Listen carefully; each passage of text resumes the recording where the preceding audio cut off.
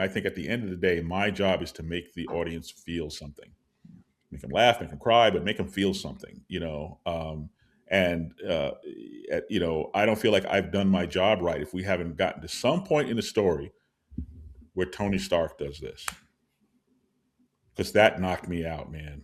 That knocked everybody out, right?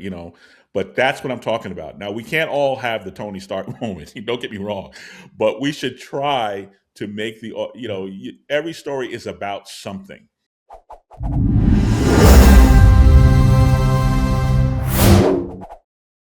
Hello, my name's Russell Dalton. I'm a professor of religious education at Bright Divinity School, and I often write about the intersection of popular culture, religion, social justice, and popular culture texts such as comics and films.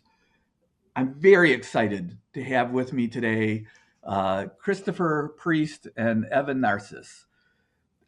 Christopher Priest is the writer of such books as The Falcon, Power Man and Iron Fist, Captain America and the Falcon, followed by his renowned, influential 6-year run on the Black Panther. More recently, he's written series such as the miniseries John Walker, U.S. Agent, American Zealot, and for DC Comics, series such as Deathstroke and last year's Eisner Award-nominated Superman Lost. Currently on the shelves is one of the most fascinating and thought-provoking comic series I've read in a long time, or maybe ever.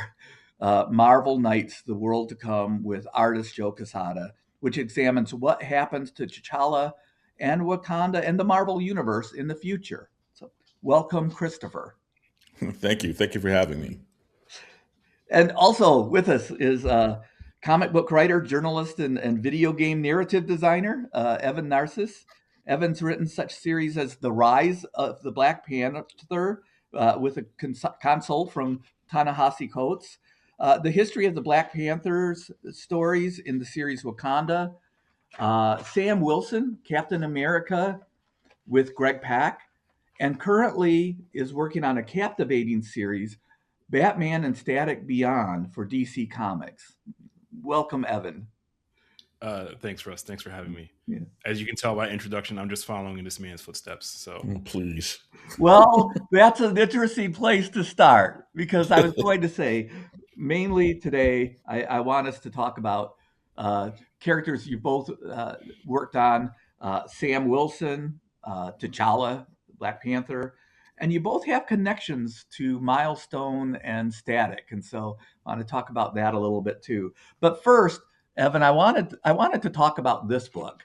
I'll have to hold it right up in front of me with the. Oh yeah, thing. Yeah. Power Man and Iron Fist, maybe the Falcon and Black Panther, but these books, as a young man, they were very important to you. They had an impact on you, and I wonder if you just want to say a few words about that. Yeah, no, I mean, I'm younger than Priest and grew up reading his work, and reading his work was the first time I realized that Black people were making comics somewhere. Like you engage with pop culture and the overwhelming whiteness of it all growing up. You just take it as a given that people from Black diaspora backgrounds aren't participating in this work, right? And it wasn't until I read Power Man and Iron Fist that I realized, wait, this has got to be somebody from the notional version of Around the Way, like who's doing this stuff. It was kind of transmitted to me twofold. The way the late Mark Bright, MD Bright, also known as Doc Bright, who was the artist on a lot of Priest's Power Man and Iron Fist run, the way he drew fashion, I was like, this guy has an eye for like urban street styles, right? And then, Priest essentially wrote, to me, an iconic panel of Luke Cage executing what we now call code switching. It was during the Secret Wars 2 crossover issue, and the Beyonder, this all-powerful being that like had imperiled all of reality, was like in Harlem hanging out, and Luke tries to talk tough to him, and the Beyonder's not cowed. No, actually, no. I'm sorry, I'm misremembering. Luke tries to talk tough to a rival of his, Tyrone Tyrone King. King, yes. Yeah, and and Luke has a thought balloon that says essentially, he wasn't cowed by my loud, angry Negro act. And I'm like, wait a minute. Whoever wrote this knows that that's a modality that black men and sometimes women avail themselves of to uh, ward off microaggressions and whatnot, right? Like Mm-hmm. you feed into the prevailing idea that there's danger crossing racial lines just to give yourself some space or to pursue whatever your agenda is. And I read that and I was like, oh wait, somebody black is behind the scenes here. And I don't, it may have been like an old Marvel editorial column where there was a picture of Priest. Marvel used to have their in-house promotional comic, Marvel Age, and they did profiles of various people around the offices. It might have been there, but then I realized, oh wait, Priest under his former name is a black person, and that opened up the world for me. And Priest doesn't like it when I talk like this, but a whole new horizon opened up for me. Like once I realized that I could do this work, and it took me a while to even get there. Writing as itself, like creative pursuit, like as a profession, was something that was not messaged in my home. Right, I'm the child of Haitian immigrants, raised by a single mom, and she was always like, "Get you a good job, be a doctor, a lawyer, an architect." And when I told her I wanted to be a writer, she was like, "You're gonna be broke most of your life," and she was kind of right. But I'm a lot happier than my friends who went into these other professions. I can say that. I really feel like doing this kind of work is allowing me to fulfill my purpose, and I wouldn't have even known such a thing was possible if not for Priest. I actually felt, well, thank you for saying that. I actually felt vindicated when I saw the Netflix Luke Cage, because when I was writing Luke Cage, I was taking a lot of grief around the office because, you know, they said, well, that Owsley, that was my former name, my government name, said Owsley, he wrote the worst black dialogue ever. He doesn't know how black people talk, because I refuse to have Luke Cage walking around sounding like a minstrel. Now, Joe Duffy, Joe Duffy was a friend of mine. We were next door neighbors at Marvel. Our offices right next door to each other. I had a great deal of respect for her run with Kerry Gamble on Power Man Iron Fist, and that I thought was the gold standard. Not even my run, but their run I thought was the gold standard for that particular pairing. They did such a great job with it. But when I started writing Luke Cage, I wanted to write Luke Cage in a way that I thought was genuine and familiar to me, and that's kind of what I did. And then when Netflix came out, their Luke Cage didn't talk like that. He talked more like my Luke Cage than And I went. Now I feel, after all these years, I feel rather vindicated. Well, I think it's vindication also that Evan could read that dialogue and say, "Oh, Luke Cage isn't talking black enough," but rather, "Oh, this is somebody who knows." Let me explain that scene. By the way, I was in the office doing whatever I was doing. I was always making Xeroxes or whatever, and I called my friend John back home in the neighborhood there, because we were going to meet up later. He was a musician, and we had a band and whatever. So I was going to meet him after work or whatever. So I'm talking to John on the phone.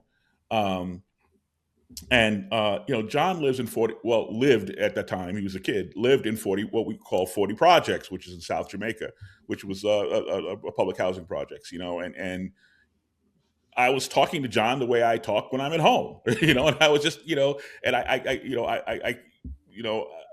it's difficult for me to just put it on and take it off. But I just slipped into talking to John about, yeah, okay, sure enough, we'll be there to, whatever, and I'm like, okay, that's dope. All right, I see, and I hung up the phone. I turn around and there's 3 Marvel staffers standing behind me, looking at me going, we didn't know you could talk like that. So that was kind of the nucleus of that idea and how that ended up in the Luke Cage story. It's just, I'm one way with y'all. But Yeah. I'm another way with the homies. Except I don't even say y'all when I'm in the office at Marvel. See, what I try to tell young people, particularly young black men, is that being able to articulate the English language is a job skill for Black men. You cannot expect to be taken seriously if you're walking in there and you're using that slang and using these ebonics and so forth. You can't have so you go and go, yo, that was dope, and expect them to give you some sort of decent leg up in the business, So call me, an Oreo or whatever cliche you want. You either want to communicate with people or you don't. And you know, I have friends who came over from Nigeria and came over from other places in Africa, and they speak English over there, and they speak English like I speak English, except with like a much maleficent, like a melodious accent, of course, But it's like you can't tell me that they're not genuinely Black, and you wouldn't put that on them, would you? I mean, there's that you either want to communicate with people or you don't. So and then last point is when Living Single came on the air, I was kind of knocked on my butt because they cast Queen Latifah as this sort of up and coming sort of Black middle class sort of buppy sort of person, and this is Queen Latifah, and she's talking like me, and I went, that's very odd, and then I went, oh, well, of course she can talk. If I can do it, of course she can do it. Richard Pryor used to make fun of white people all the time, and he'd switch right into sort of a very, very white accent, and I went, yeah, so yeah, that's kind of the nucleus of that idea. And just to follow on to that, like I've written about this, like the reason I glommed on to T'Challa more than Luke Cage as a young reader was specifically because of that, right? Like the overheated, like what I used to call slangtastic dialogue of other writers in Luke Cage. I bounced off of that. I'm like, yeah, I don't know anybody who talks like this. Like, right. And you're too young to realize it was a caricature. Even that, I've since read. I actually think it was an old Dwayne McDuffie interview where he talked about Archie Goodwin, who used to write Luke Cage comics, trying to approximate Chester Himes in Luke Cage, which, like, as a lineage, it makes sense, right? Yeah. Like, for any listeners who don't know, Chester Himes was a novelist famous for his Harlem detective novels and characters that spoke in very exaggerated, like, street jive of like the 40s and 50s.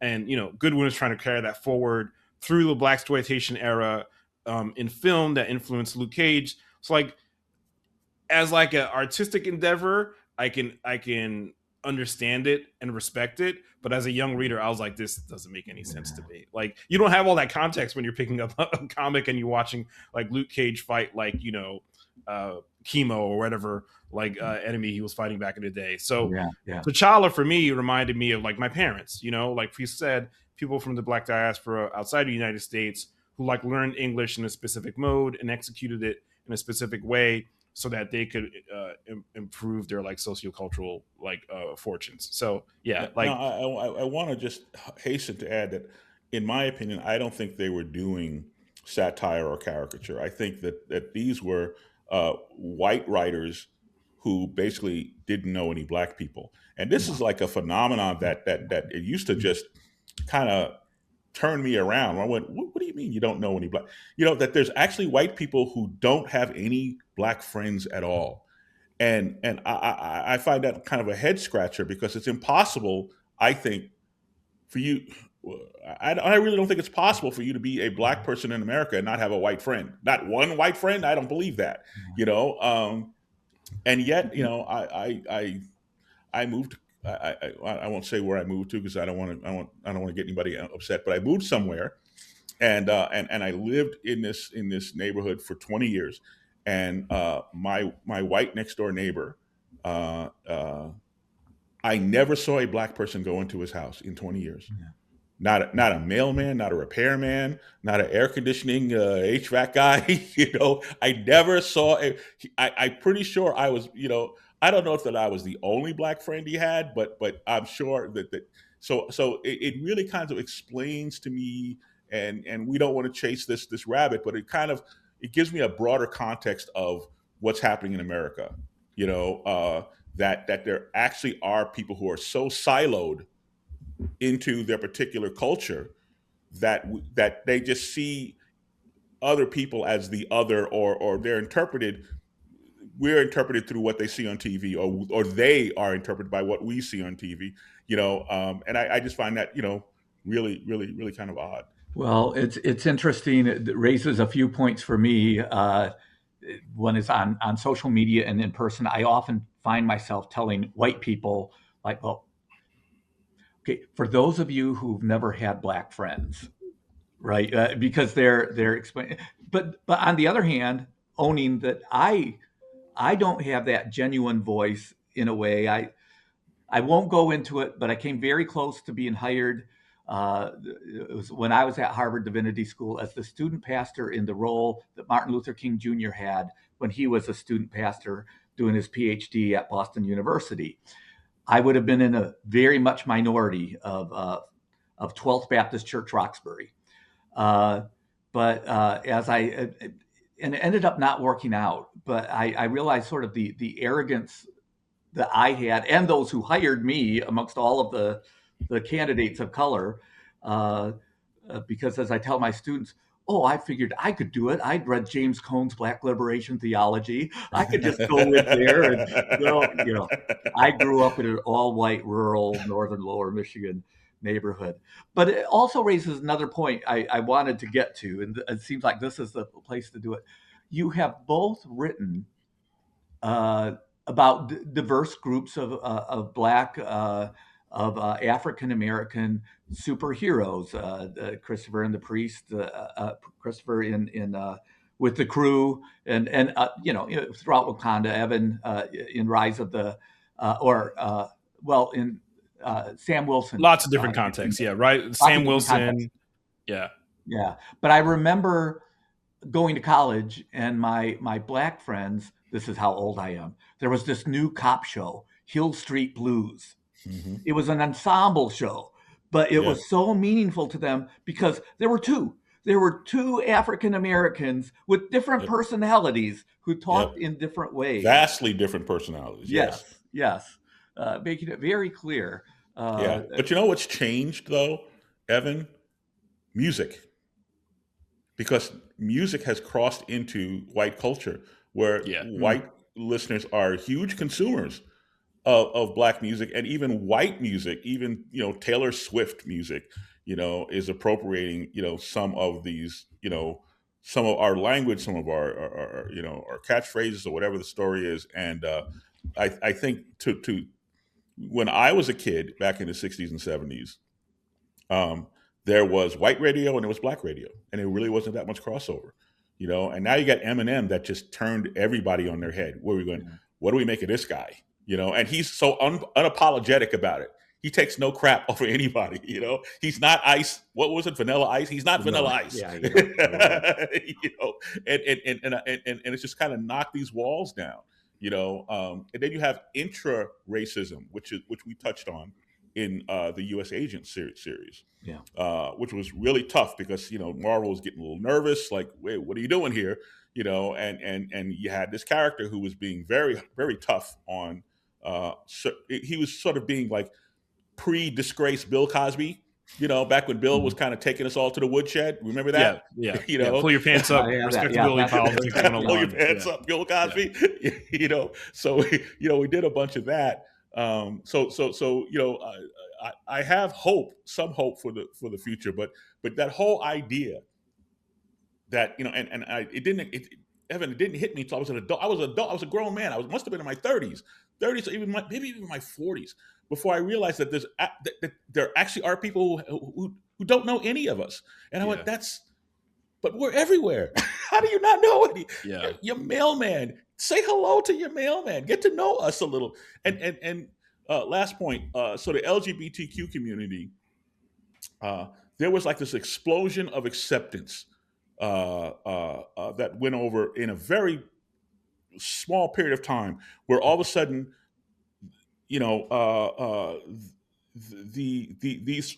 this community became more and more found more and more greater and greater acceptance. And what happened was more and more of them started to come out, and it's only by them coming out, like I had 2 or 3 friends who came out to me as either transgender or LGBTQ, whatever the story was.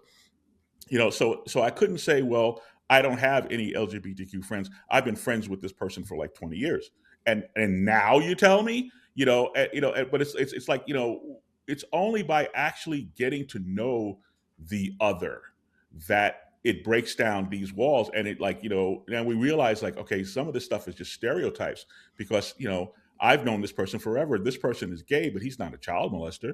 This person is transgender, but they're not trying to Convert. assault women, Yeah. assault women in bathrooms, or whatever that craziness is. Yeah. So it's like getting to know one another.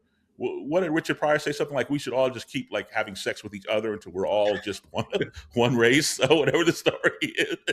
So yeah, it's very strange. One of my professors at Harvard Divinity School was Bernadette Bruton. She was the first openly gay, or by some measure, the first openly gay divinity school or seminary professor in the Wow. United States. And a student said, what is the main thing we can do for gay rights? And she said, come out. Yeah. Come out to Yeah. people that you know, because Yeah. if they know you're human, if they know Yeah. you and that you're human. Now, again, and easy for her to say, I Right. mean, and because this, like I say, I'm old. This is late 80s, early 90s. It But was Russell, harder I'll for tell you people to do something that. else, is that, so I had a friend come out to me. I had been writing about this. I had a blog. I had this Christian website. It's still up there, but it's largely abandoned. But it's still in orbit around the Earth, so it's still there. Um, and I had taken very strong positions about how the church doors need to be open to everyone, and they find acceptance, and so forth, like that. So I had a friend come out to me, uh, a Christian friend come out to me, and my first thought was not for his, situation or his welfare. My very first thought was, look what you've just done to me, Hmm. because now you've come out, and now I have to take sides, because I will not throw my friend under the bus, which means you've just complicated my life a whole bunch, and I felt horrible. I went, I'm just a horrible person. That's just a horrible thought to have, And I sat down with him and I told him that. And I said, I'm so ashamed that my first thought was about me and not about you. But that's how deep this stuff goes. Yeah. I've had people call me, and often teenagers. A teenager who knew my son Nathan, again, who called me after we moved to Texas, and just in tears saying, I know you're religious. I know you'll be honest with me. You gotta tell me, Mr. Dalton, am I going to hell? Oh God. And Wow. my wife and I have been privileged enough, and I really think of that. It's been a grace to be the first person people told, other than other gay people, that somebody has come out to. But now I am in this wonderful school where we are just very, it's why we have probably compared to the population at large, a disproportionate percentage of LGBTQIA plus students. It's a place that's safe, and it's great for our because again, we tend to have progressive students, but maybe they've never talked. They've never talked about God with a gay person. Yeah, Yeah. interesting. Yeah.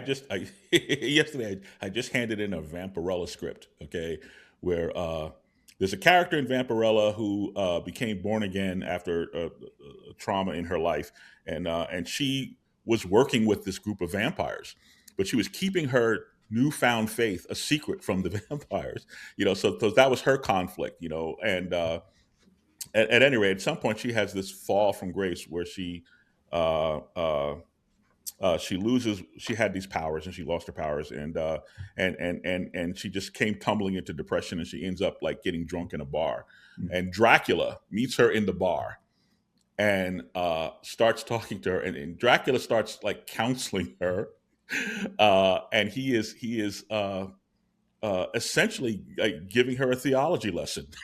So that should be I'll send that one to you. Okay, yeah, I like that. Where he is actually saying, faith means nothing until it's been tested.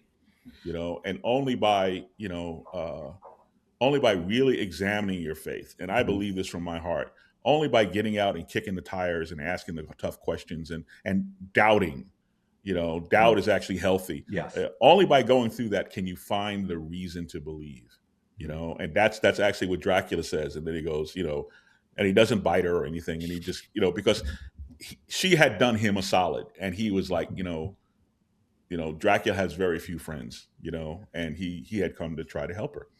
So, but then again, he's Dracula, so he always has an ulterior motive. So tune in next issue. Yeah.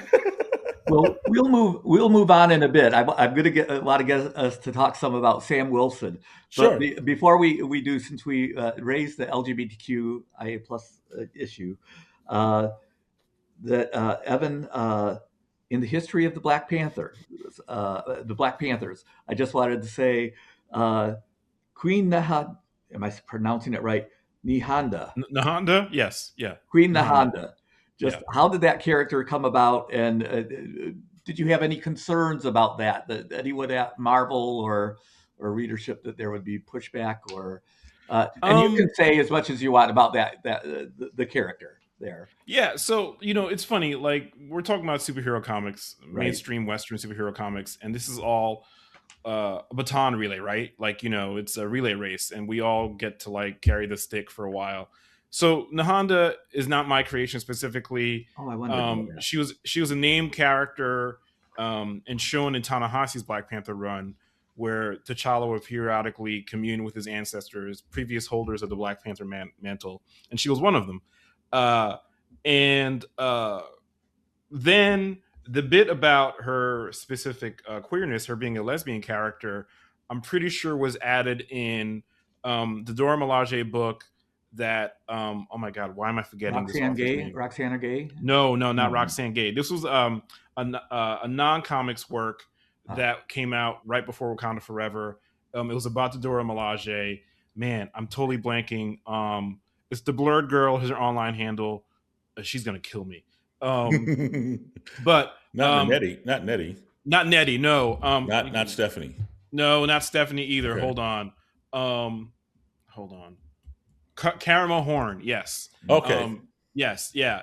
And Karama was active in like Black nerd spaces for a long time. I actually know her fairly well, but like she added that bit about her being a queer character. So, but that's outside of the comics, right? So I want to pull that in, and there was no pushback from Marvel. I think things have changed enough in the editorial offices where like they know that representation is important across different like sociocultural spectra, and it wasn't even a thing. Like it didn't even become a concern. But like I love writing that story because it was a bit of a technical challenge for me.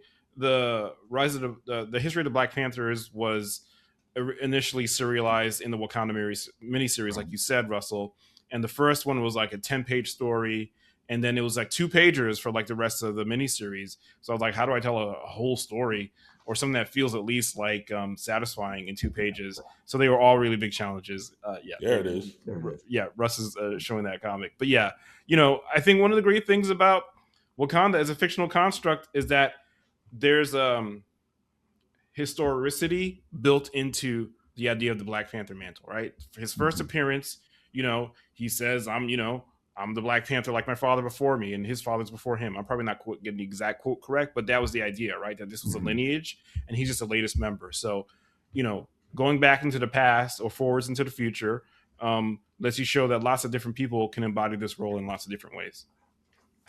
Well, we're talking about Black Panther, and why don't I'll save Sam Wilson for a bit later, but let's talk about it because I find this interesting that most recently, Evan, you've written 2 series then about Black Panthers past, both the history of the Black Panthers and the rise of the Black Panther, the story of T'Challa in particular.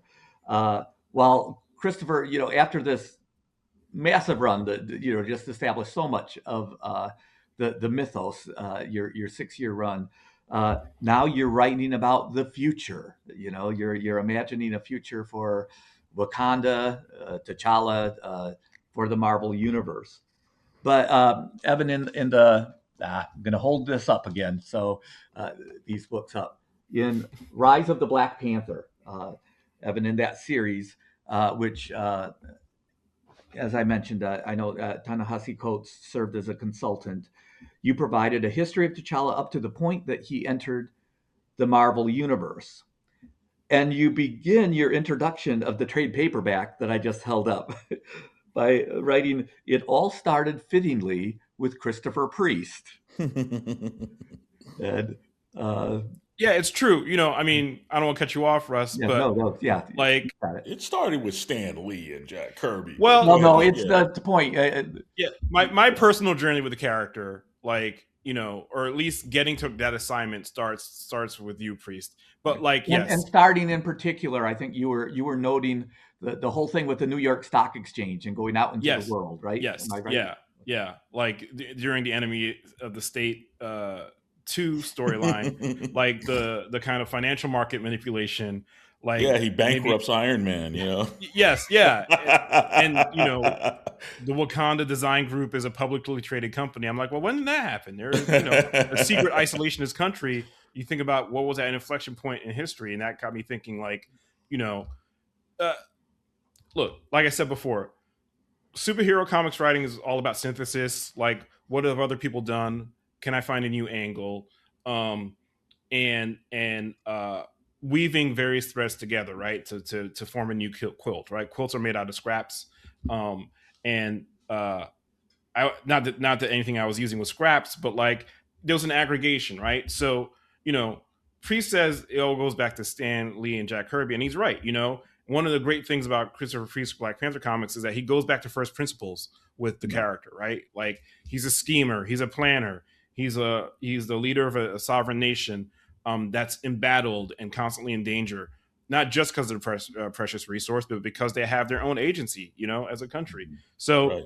How do you keep Wakanda from becoming Somalia? Right. Or do respect Haiti for that matter? No, very much so. So this is why he's so adamant about protecting that country, and he's willing to sacrifice his personal relationships as needed. And I'm Haitian American, and Priest bringing up Haiti as an example is especially relevant because I can't even say it like it's some alternative reading of history, because I think is very much actual fact. But Haiti's political fortunes are a direct result of taking their freedom from the oppressor, hundreds of years ago, right? Like the way that the country is now is a direct result of continued extraction. That didn't stop when the French left. It just took on different forms. And T'Challa is somebody who sees that history and knows that history and doesn't want to happen to his country. So the ruthlessness that characterized Priest's characterization of the character is very understandable within a geopolitical context. But for me, with Rise of the Black Panther, it was my first comic book assignment. It was a love letter to all the stuff that came before, particularly Priest. But when you take the long arc of the character's publishing history, Reginald Hudlin introduces Shuri in his run, right? Which is after Priest. I'm writing something in 2017, 2018. Shuri already exists and canonically has been there since they were both children. So let's look back at some of the history with her being an active part of it now. The same thing with Hunter. One of my favorite things that Priest has added to the Black Panther mythos, this young white boy whose plane crash lands in Africa, gets rescued by T'Challa's father, and becomes part of the royal family. But at the same time, you're never going to be the king because of where you come from. But you owe everything. Has nothing to do with his skin color, by the way. It's not the skin color. It's that he's not Wakandan. Yes. Yeah. No. And that's it. But you owe so much to this man, to this country, that you become ultra patriotic, right? A Wakandan jingoist, right? Yeah. And how does he fit in?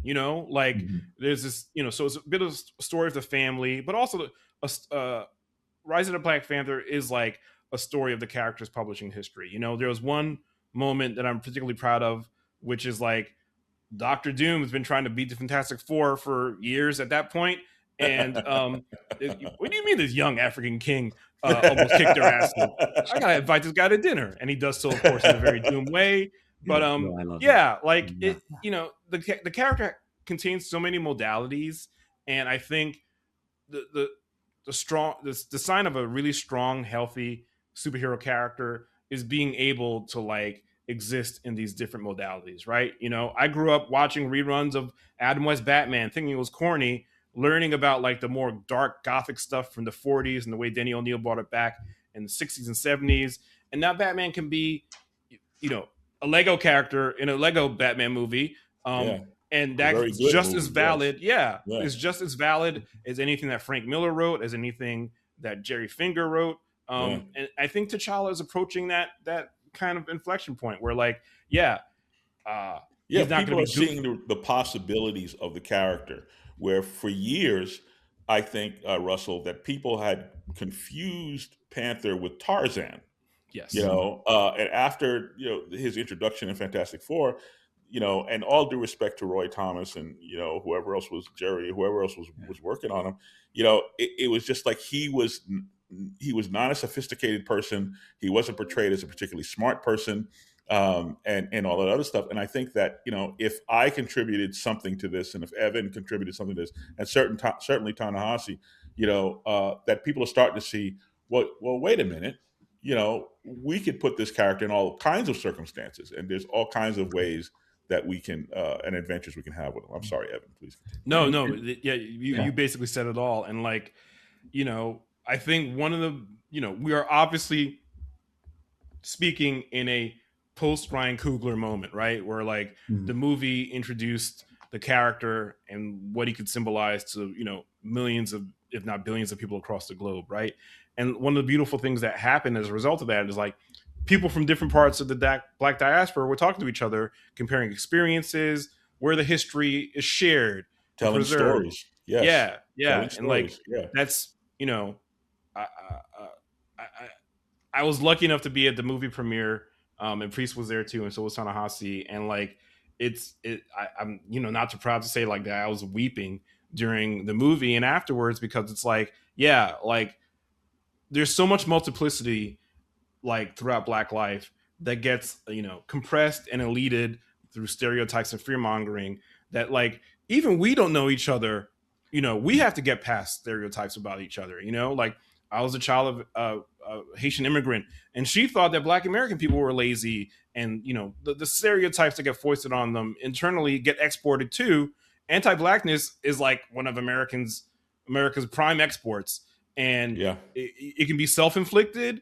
And like to have a major cinematic work based on a superhero character talk about like, yeah, like we don't know each other the way we could or should, and to have it move through like T'Challa, come on, like it was like a really big inflection point.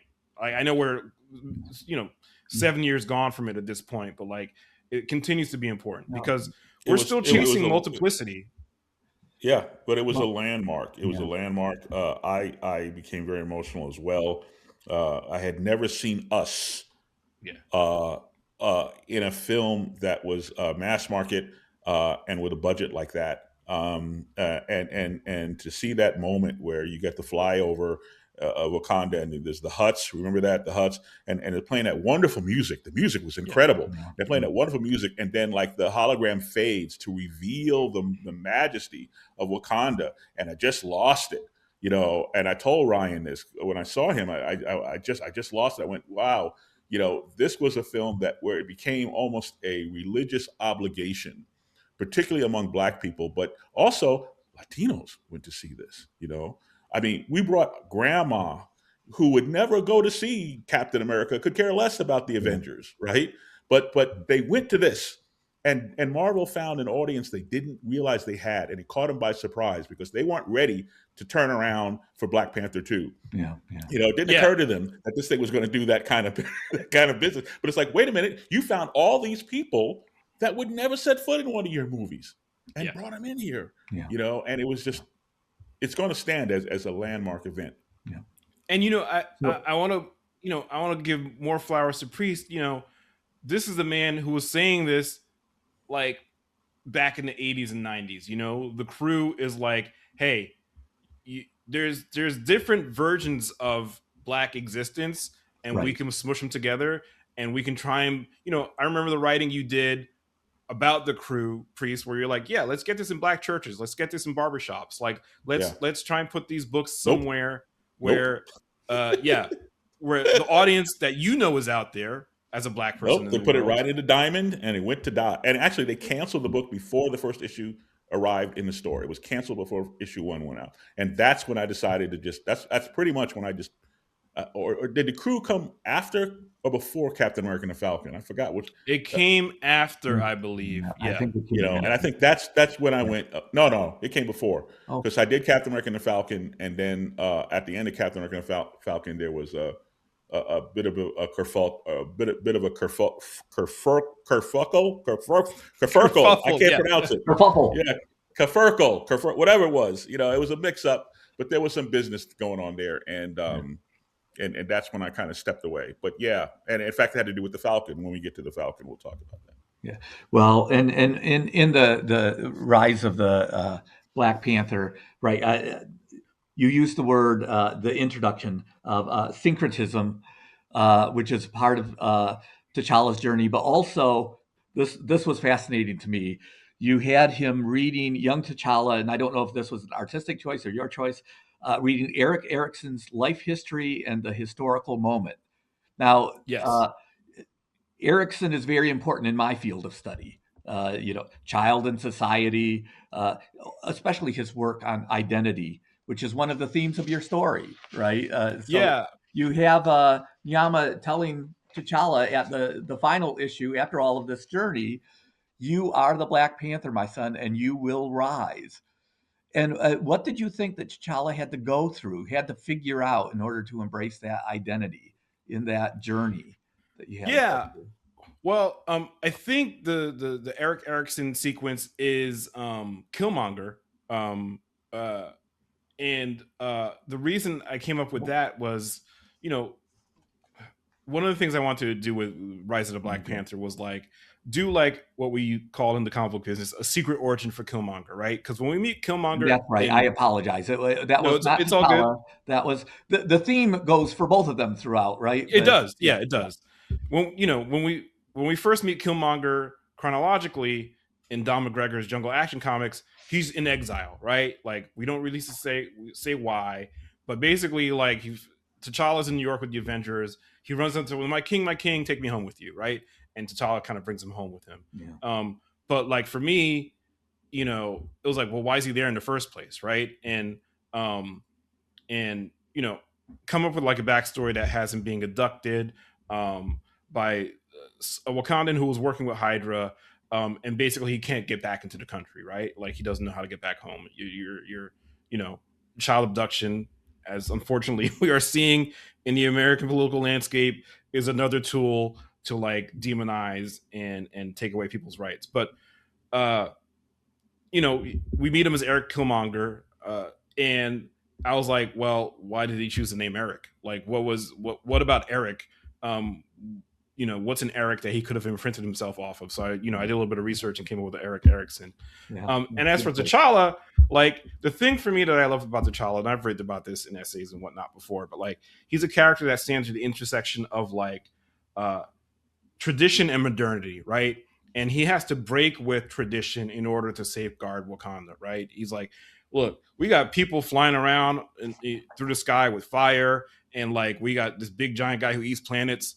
There's a line, one of my favorite lines from Rise of the Black Panther is so let's say the Fantastic Four didn't beat Galactus. We'd be here, beating war drums and being proud about our sovereignty while he eats the planet. We have to be part of the larger, geopolitical ecosystem if we're going to really survive. and that's what's informing T'Challa's kind of arc in Rise of the Black Panther. He saw his dad killed by outsiders, like the first Black Panther to be like felled by the outsiders. At least it was in the history of the time. Again, the history is always evolving, but like he's like, yo, if we don't know what they're capable of, what they reckon with, again, this is like the superpowered statecraft from Priest Run. It's all about knowing what the other side is able to do, what their capabilities are, and the best way to do that is to be part of the fabric of the world.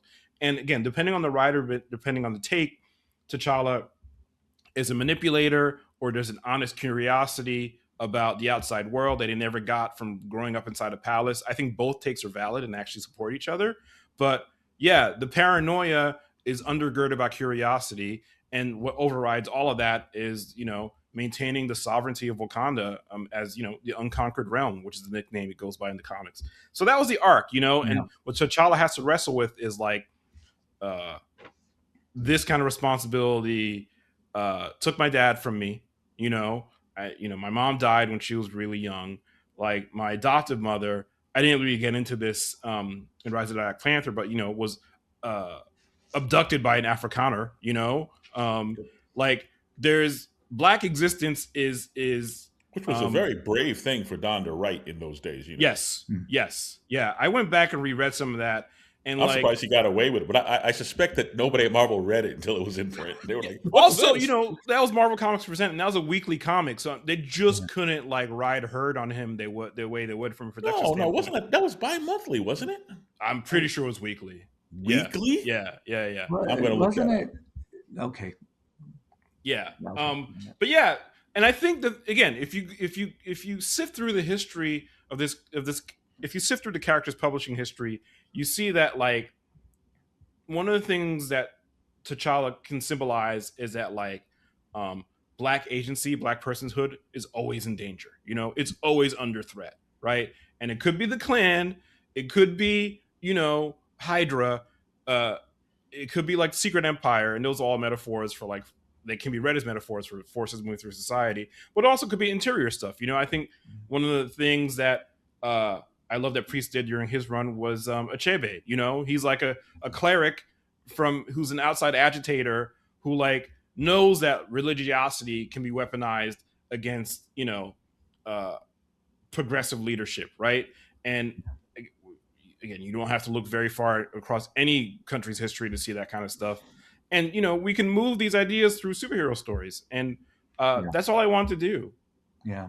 Now, let me get in a little bit of faith and religion reflection here, because faith can play a role in identity, resilience, resistance for people. And you both have written about it in nuanced ways. I found it in Rise of the Black Panther interesting when Nyame offers an interesting perspective on the power of faith. And she tells him, I know that our people believe that the goddess Bast watches over their realm. I don't believe in gods, but I believe in their belief. So what were you trying to say with that exchange? You know, look, I think Wakanda has its own like religious folkways that have been established throughout, you know, publishing history at Marvel. And Nyame was kind of like a cipher character when I started writing Rise of the Black Panther. She'd appeared like on the page maybe twice, was referred to only in passing. We just knew that she died young while having T'Challa. And you know, again, I have to credit Priest for this. Like, this was the character that was forgotten throughout Black Panther stories until he like brings her up. There's the Inyami class warships I remember from, and I was like, well, T'Challa we know is a scientist, right? But from what we know about his dad, T'Chaka, he was not a scientist. Where does he get this aptitude for science? Let's say it's his mom, right? And then, oh, she's a scientist. Maybe she's an atheist, right? Like, you want to be a little bit of opposites attract, right? Here's this atheist scientist who's working with vibranium, and the king's like, "What's up, girl?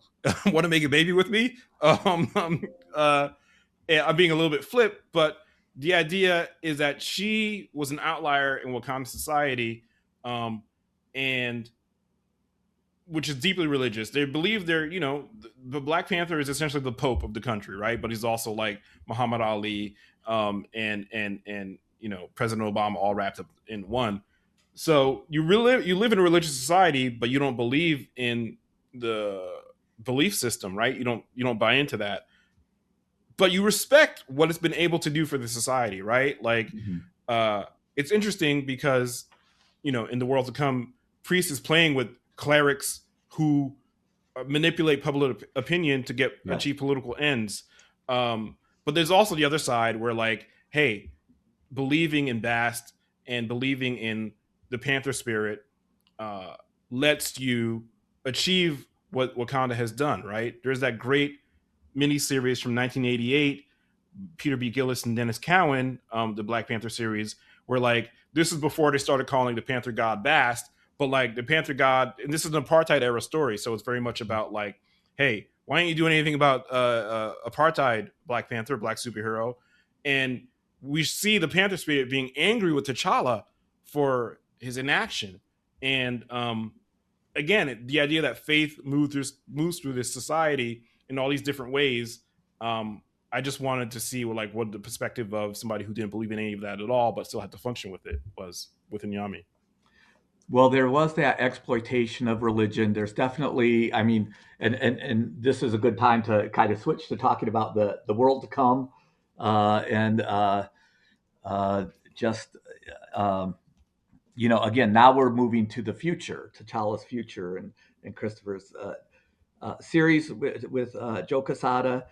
And you've both raised this, during his 6-year run on Black Panther, Christopher, you mentioned that your T'Challa is actually more in keeping with Stan Lee and Jack Kirby, the initial vision as I'm going to quote you here, a wholly duplicitous, powerful African sovereign, and he's willing to, like you say, sell people out, betray people for the sake of Wakanda, for the sake of what his role is. He was concerned about his nation of Wakanda, not playing nice with the Avengers.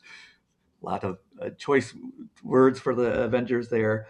And in Marvel Knights, The World to Come, some of his duplicitous machinations come back to bite him, really come back to bite the heroes of the Marvel Universe and the whole world. There's these tragic consequences. The series isn't over. I'm not asking you for spoilers here, because I can't wait to get that last issue. Well, you're going to have to, because we're all waiting on it. But go ahead. I'm sorry. So no, I'm just wondering, what you were trying to say with that aspect of the story. Well, I don't think that you can function the way, and again, I just go back to Fantastic Four 52, and I just go, here's the genius and the fundamentals that appeared in that story, where he lures the Fantastic Four to this foreign nation under false pretenses, and he outsmarts them at every turn, and he beats them, and and he's basically testing himself, before he reveals himself to the world. And in fact, that issue number 1 of The World to Come, there is an unmasking, the famous unmasking on page 20, or the final page of the series, whatever page that is. Yeah. But there's that unmasking, and I haven't heard anyone connect that to Fantastic Four 52, because Fantastic Four 52, there was an unmasking on the last panel of the page, that kind of like shocked the world, because the Black Panther removed his mask and he was a black man. Because up to that point, we just assumed he was a white guy, and because all superheroes are white guys, right? And it was like, so Joe and I were like, well, we'll have this unmasking at the end of of our first issue, and we just do it in reverse, because we're assuming he's a black guy under there, and like, no, he's not, but I don't think that you could live the life that he has lived and make the kind of personal sacrifices in terms of his friends, his relationships, his wives. I don't think you could do all that without the bill coming due sooner or later. And that's kind of, like when Joe, this is more Joe's project than mine. Although he'll go, oh no, it's all him. So we'll argue back and forth about that. But this is more Joe's project than mine. But when Joe started talking to me about this, you need the Budweiser Clydesdales to drag me back to Black Panther, because I'm like, I jumped the shark with Black Panther. You don't want me writing Black Panther anyway. But I said, like, we have to find something that would interest me, something that I or haven't already done, and I've done everything. And to me, the challenge of the world to come was for me to write a story where Black Panther screws up, because my interpretation of Black Panther is he's always 5 steps ahead of his enemies, and that the way the story works is that you have the first 2 or 3 chapters where you think that, like, all is lost, or things are going bad, or whatever the story is, and then you get toward the end, toward the climax, and all the mouse traps start snapping shut, and you start to realize, aha, this was his plan all along, and you realize that he's already, like, laid out all these steps in advance. So I said, well, what if we write a story where he genuinely screws up, and I don't mean screws up a little, but screws up a lot, so even with the world to come, where Black Panther himself is not driving the story for the first couple of issues, and which seems a little odd for me anyway. And then I think it's issue 3 or 4, whatever one it is. At some point, the kid is being there's a coronation and a big ceremony, and the Ewoks are dancing, and everything's going on here. And Black Panther has been mortally wounded. He's lying in infirmary below, whatever he is down there. And then you turn the page and he's gone without explanation. And I hope that if you're a reader that's at least familiar with my run, I hope you go, that's your first clue, Buppy, that he's up to something. Yeah. And now he's going to start driving the story. So, but yeah, it was an interesting challenge. It was a challenge for me. And then it was also kind of, a story about legacy, and not just about Black Panther, but it's a story about Christopher Priest and Joe Quesada. It's a story about Mark Waid. It's a story about John Romita Jr. It's a story about creators of a certain age, or of a certain era in Marvel history or whatever, and us realizing, to quote Jean-Luc Picard, that there are fewer days ahead than there were behind. And it's a reflection of going, reflecting on where we've come from, where we've left to go, and the scars that we've picked up along the way. So this is kind of, Evan, you wrote a love letter to me and to the other creators. This was kind of like, my love letter to, all of us, to Dan Jurgens and John Romita Jr., as I said, Roger Stern, and to all these people that kind of came, there's not a lot of us from that time that are still as active as we are, but that had meaning for me, and that once I got those elements in place, I was ready to suit up and said, okay, because I didn't want to come back and do something for Black Panther and it sucked, because that would really, that would embarrass me. I really didn't want to do a sucky Black Panther story. So, because I've been saying no to Black Panther for years. Every now and then I get a call. Hey, you want to do some Black Panther? No. So, yeah, Joe's the one who got me. Well, I, for one, am glad that you did. And excuse me while I just turn my back on you for a second, because that's all right. I'm used to it. I just want to say again that, well, and this is kind of evocative, but especially this reveal for me, very exciting. Really good. But faith plays a part for good and ill, as it does in our life. And again, sure. We have these religious leaders thinking, okay, there's this guy who wants to be in control, and we'll prop him up because we can manipulate, we can use him. Yes. We're going to ride the tiger. In very drastic, form. All of a sudden, right? They have to realize, no, you're the ones being played. You're the ones being used and exploited for somebody who's wanting to gain power and become a tyrant. Sound familiar? There's consequences. To what we're going. But see, I used to pastor churches. I Yeah. pastored 2 churches, and it was a great experience because I realized I stink at it, so I shouldn't be doing that. Um, but in the black church, I can't really speak to what you do, and I don't mean to sound racial, but there really is like a cultural difference, Mhm. in these institutions. My wife was my now ex-wife was Haitian, and she took me to she was she was a devout Catholic. So we'd go to Catholic church like at the 9 o'clock mass or whatever, and then we'd go to the Holy Ghost church at like 11:30, and we're jumping around, we're doing all this stuff, you know. The Catholic Church was always cold, and I turned to her and I said, if Jesus was actually here, you'd have some heat in this place, you know. But when I became a pastor, it's like Russell. Once they give you the secret handshake, and now you get to go in the back room with the other pastors, and they're all back there and they got the cigar. No, they don't really have the cigars. I'm kidding with the cigars, but they're in the back, and you see the good, the bad, and the ugly. Yes. And Yes. yes, these are men of Oh, faith. yeah. I'm not saying that these men don't have faith. I'm saying that they are making practical decisions based on the black church is always struggling financially. The black church is always trying to make ends meet. Is always trying to negotiate with the government, with the local government, or whatever the story is. They're trying to get people into housing. They're trying to. So they're always. I hate to say it like this, but they're always trying to make a deal with the devil, whatever the story is. So there's a lot of that jockeying going on. So a wise man once wrote, write what you know. So yeah, I'm putting it in terms of like the clerics and and the tribal council and whatever like Right. that. But I'm writing what I know. Yeah. Is people who they're trying to do this ends justify the means thing, which is Right. a big thing in our country right now. We won't go there, but there's a big thing of that. Let me just turn a blind eye to this dirt here Right. because it's going to get us where we want to go, not realizing that you really are in jeopardy of this new kid in Wakanda slitting your throat.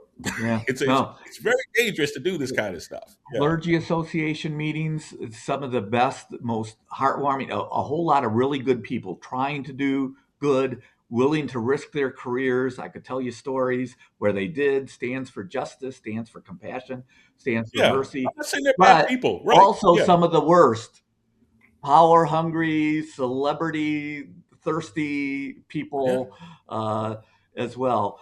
I actually, you said not to go there. Where I go is looking at where certain aspects of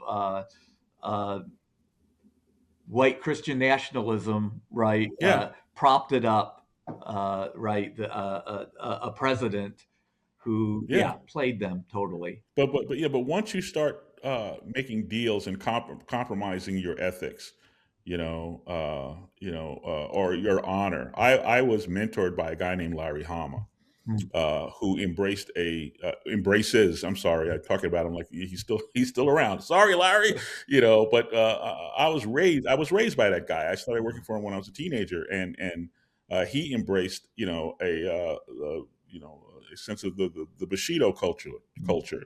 Honor means a big deal to him, and his word means a big deal to him, and he would kind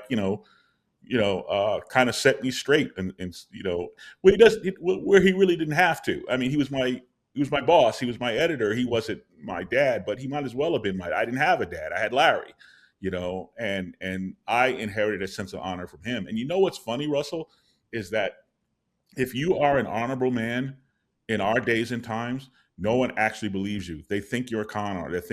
They're waiting for the other shoe. They don't believe you. And there's so many times where I have been accused of terrible things or suspected of terrible things, which is ridiculous. I'm not that guy. Whoever you think I am, I'm not that guy.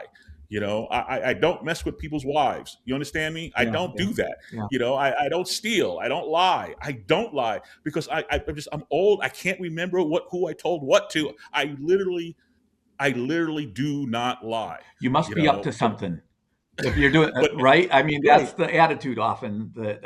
And I get that so much in personal relationships, sometimes in business relationships, where people just assume that I'm some kind of horrible person. I'm not putting myself on a platform. I'm imperfect. I make mistakes. Yes. Okay. I don't lie, but maybe I didn't tell you everything. Maybe I forgot. I don't know. I'm an old guy. Give me a break. Whatever the story is. But honor is is under threat these days. Not just in America, around the world. Honor is under threat, and guys like Steve Rogers walking around, if there are any left, are just really in a minority, and so yeah, so that's what we're dealing with the world to come. It's just the good people making compromises, and even a good person like Chala, who we keep mistaking him for like this universal nobility, that I'll be noble in all planes and in exponentially in all different directions. No. His focus is Wakanda. Yeah. Okay. No. His focus is not Black people. His focus is Wakanda.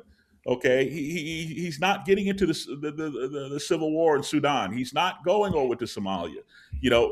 There's a line in there where T'Chaka says, he starts rattling off all these African nations, and he says, "Shall Wakanda, throw her doors open to the entire world, because then we'll just be overrun and destroyed."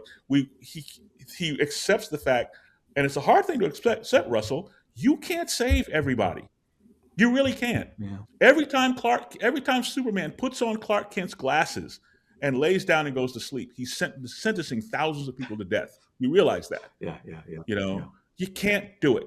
You can't do it. Even Jesus couldn't do it, and Jesus had way more power than the three of us. Well, Superman lost. You can't save people who don't want to be saved, and you can't save people who don't want to be saved. So there's all kinds of stuff like that. But that's kind of in a nutshell what we're doing there. I'm really grateful that Marvel let us do it. I think they probably would not have let us do it if we started now. But I wrote this like almost 7 years ago, before all the Mishigosh. I mean, when I was writing this, I was making this stuff up. Now it looks like, this is a commentary on what's going on. Seriously, I would have thought. I assure you it's not. Yes, go ahead. No, I would have thought, and in the same way, Evan, I'm reading here again, we're not talking about Sam Wilson yet, but Sam Wilson, Captain America, we have this white millionaire, Harmon, who's exploiting the plight of minoritized people in order to gain more wealth for himself and to declare himself king of the world. And I know this isn't anything new, right? This is not new. Yeah. It's just very poignant today. Yeah. Why would anybody want to be king of the world? I never understood, why does Luthor want to conquer the world? So I have a hard time with supervillains where I go, yeah, but conquering the world, now you have to manage it. Now you conquered it. Now you have to make sure that everybody has heat, hot water, and oatmeal. I think some people just want the power. They don't care about thinking about sustainability, right? Yeah. I mean, these guys all need hugs, right? Like there's No, really. They all need hugs. Yeah. Yes. Like there's deep deficits, for them psychologically, emotionally, that they can only fill by, commandeering the lives of others, I'm a Silver Age head. I don't even think Lex Luthor knows why he hates Superman. Yes. I really don't at the end of the day. But go ahead. I'm sorry. Yeah. It's he like just does. But he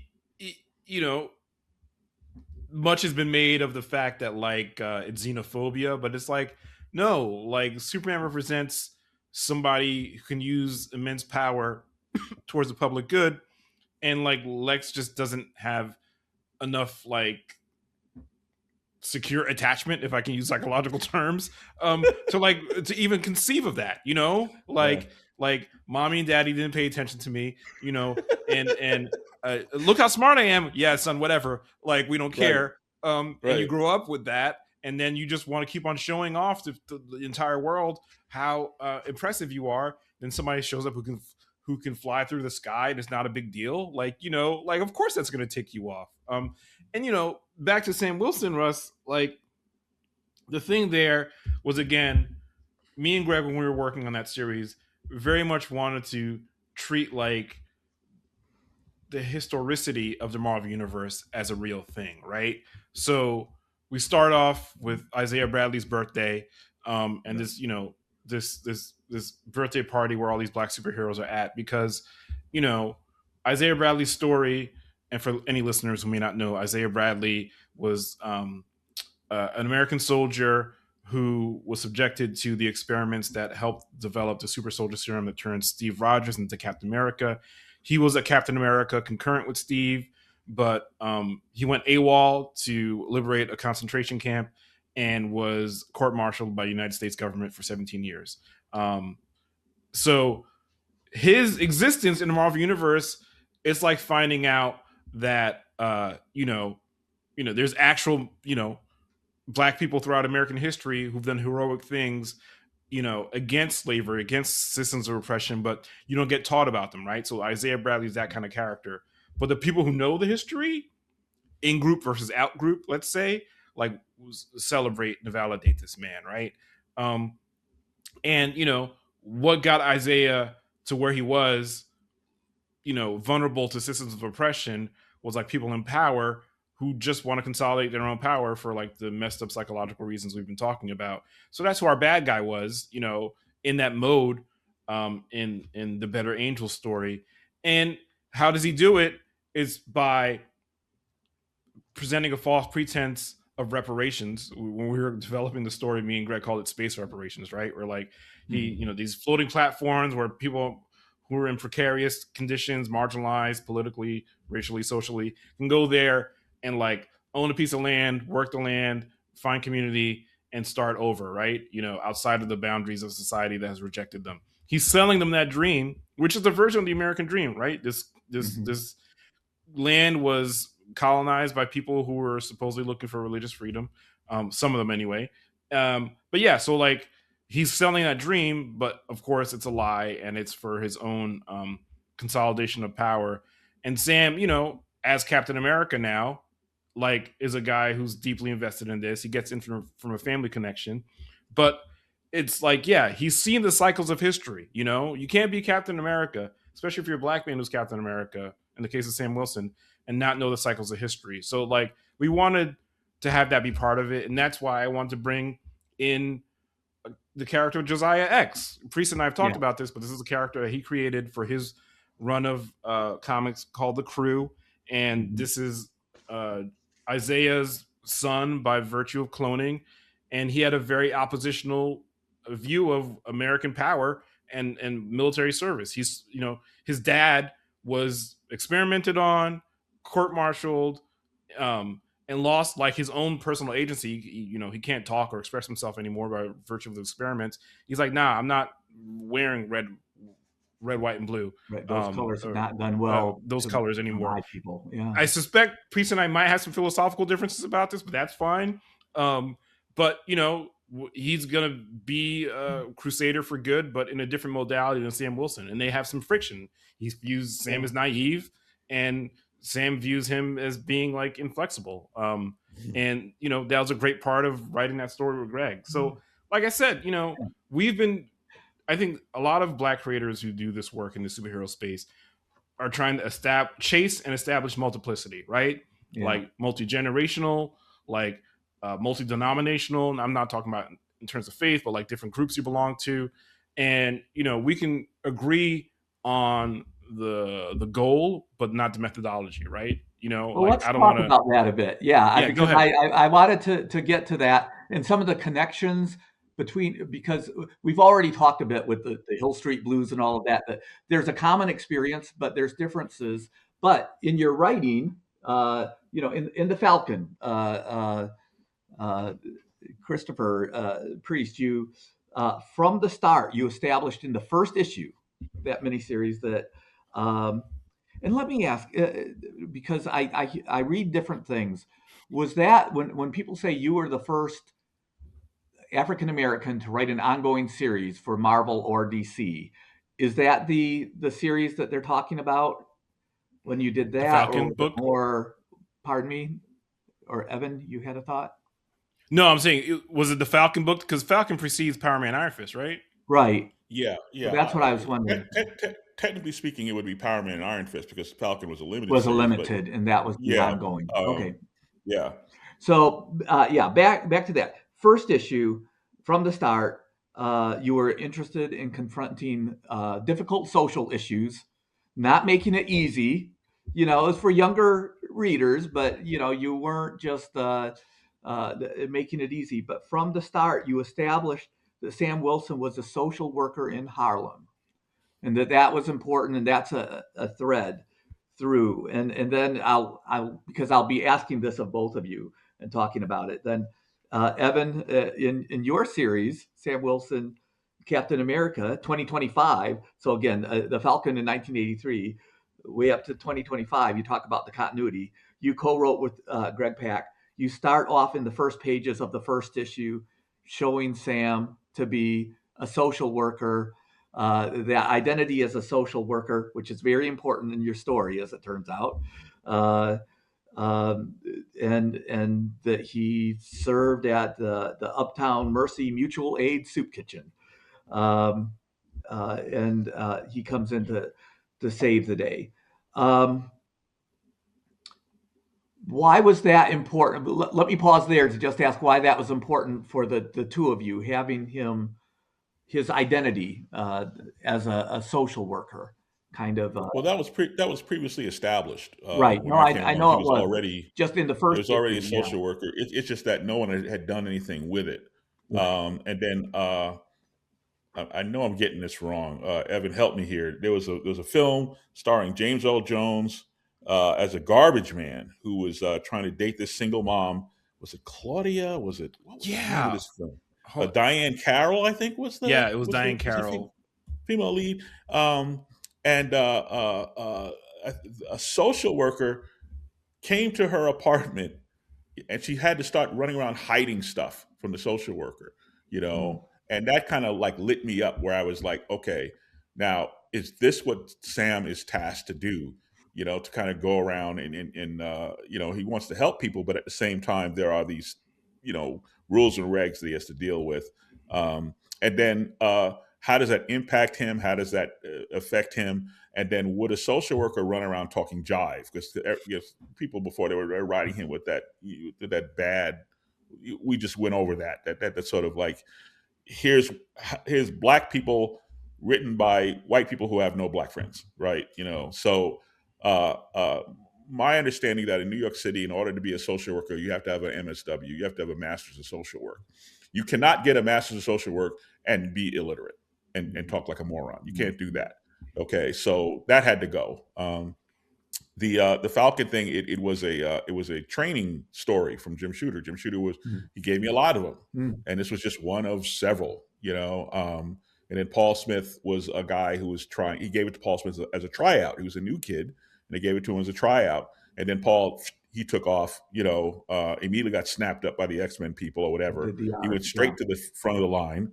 And then Jim said, "Well, why don't we go ahead and make this a miniseries?" And he brought in the late Mark Bright, and Mark came in and we finished it that way. But that's where the social work thing came. It was because it was already established. All I did was try to make it matter, Mm-hmm. and not just have it be like some kind of, you know, yeah, he's a social worker, but it has nothing to do with the story. Go ahead, Evan. And then Evan, yeah, it was important for you to reconnect that to reestablish that right away. It seems. Yeah, you know, I think lots of different reasons.